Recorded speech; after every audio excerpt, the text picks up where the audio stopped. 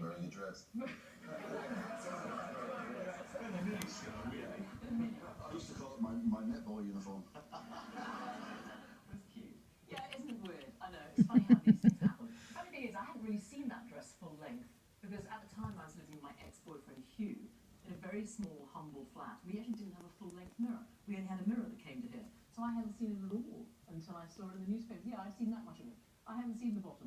So, put some light on that wall for me, please, for a minute. Yeah. Just put some light down there for me. We're best friends. Yeah, he lives next door to me, and he's godfather to my son, and I'm godmother to one of his children.